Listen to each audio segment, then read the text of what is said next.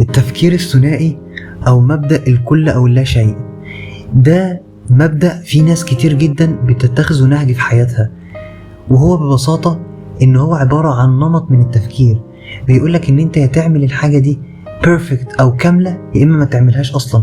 مبدأ الكل أو اللا شيء، أنا يا إما أجيب 100% يا إما أنا إنسان فاشل، يا إما أقدم العرض من غير أي غلطة، بس لو غلطت غلطة واحدة فمعناه إن أنا كده إنسان مش بعرف أقدم وإنسان مش ناجح وفاشل. أنا يا إما أروح البيت في ميعادي بالظبط، يا إما لو اتأخرت ساعة معناه إن أنا شخص غير ملتزم وشخص غير أخلاقي.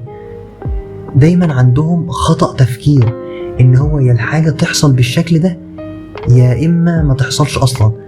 بيقال عليه اسمه التفكير الأبيض والأسود.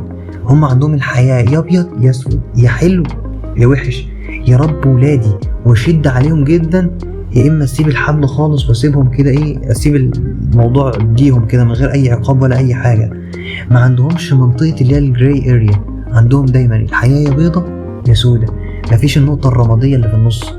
وده بيعرضهم للأمراض النفسية. هو مش مرض نفسي، هو بيقال عليه خطأ تفكير اسمه الكل أو اللا شيء، إنما بيعرضك إنك تصبح اللي عندك أمراض نفسية أو اضطرابات شخصية. أمراض نفسية زي القلق، التوتر، الاكتئاب، لأنه دايما بيحسسك إن أنا يعمل الحاجة يا ما أعملهاش، فبالتالي هكون قلقانة إن أعملها ولو ما عملتهاش هدخل في اكتئاب وإن الحياة سودة. فيفضل إن أنت تركز جدا عليك في النقطة دي.